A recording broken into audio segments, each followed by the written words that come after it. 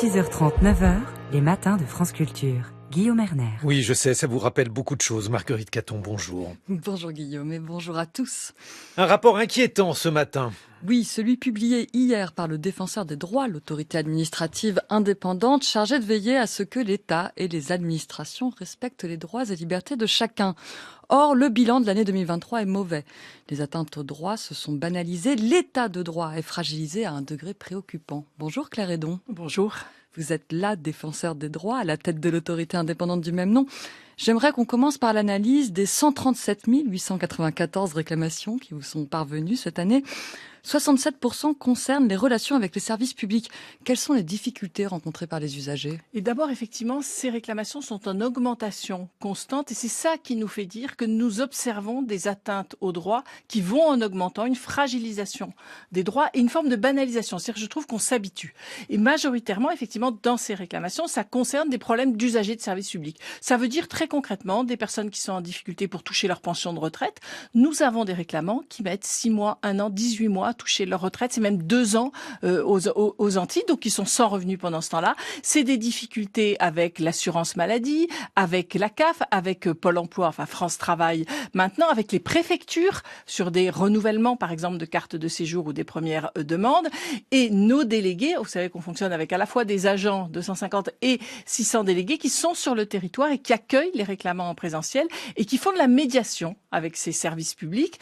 Dans 80% des situations dont on est saisi, on part, je dirais, en médiation et dans les 3 quarts des cas, ça aboutit. Donc nous, on rétablit les personnes dans leurs droits, on crée de la cohésion sociale et je dirais, on fait démocratie en faisant ça. Mais mon inquiétude, effectivement, et c'est ce que je veux faire passer dans ce rapport, c'est qu'on a une forme de banalisation de ces atteintes aux droits et une augmentation et qu'il faut absolument, je dirais, redresser la barre.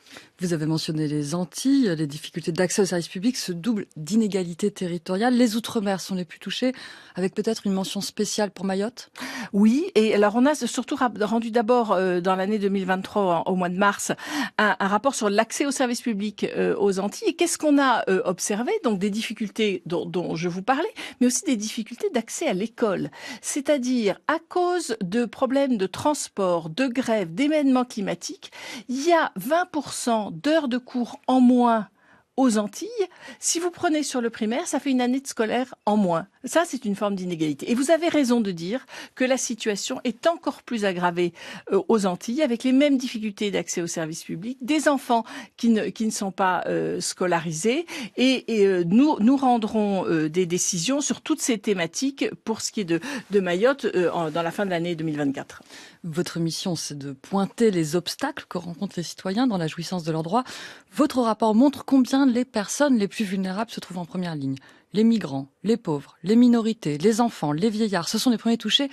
Qu'est-ce que cette violence grandissante à l'égard des plus fragiles dit de notre société, à votre avis ? D'abord, ce qui nous frappe à chaque fois, c'est que c'est la vulnérabilité qui crée la possibilité d'atteinte aux droits.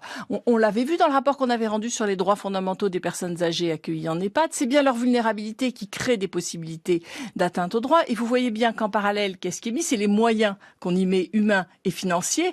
Et je veux dire, le respect des droits peut pas être une variable d'ajustement de la question des moyens financiers. Et donc, effectivement, vous les avez cités, c'est à la fois des personnes âgées, des enfants, des personnes précaires, des étrangers qui sont en situation de vulnérabilité et dont les droits sont atteints.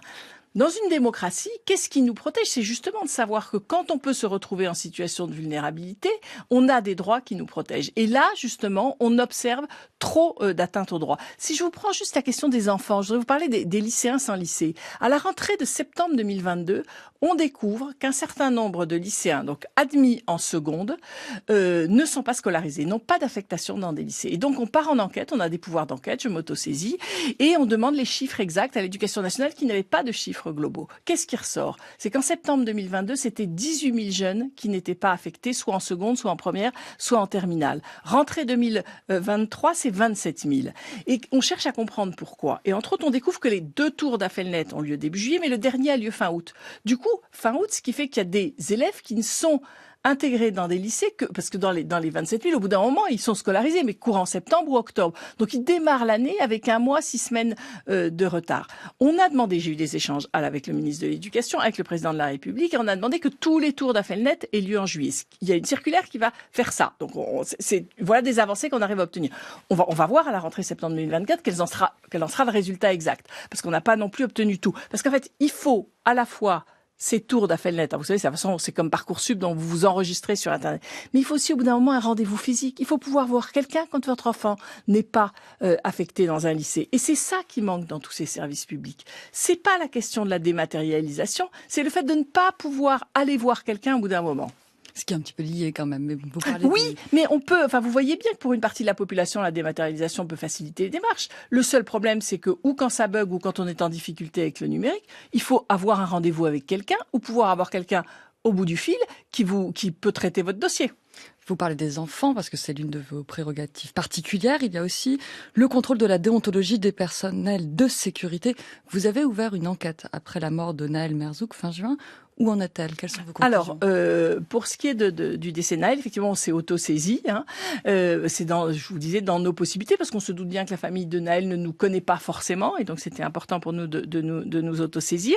Là, l'instruction d'abord de la justice est en cours, donc nous, on doit demander à la justice l'autorisation d'instruire. C'est dans la loi organique. C'est quelque chose qui est demandé, et il est normal que la justice fasse d'abord son travail, et nous, on ira enquêter. Et on n'ira pas tout à fait sur le même domaine. Nous, on va aller vraiment sur la partie déontologie et respect de la déontologie des forces de sécurité. On n'ira pas sur la partie pénale qui est devant la justice.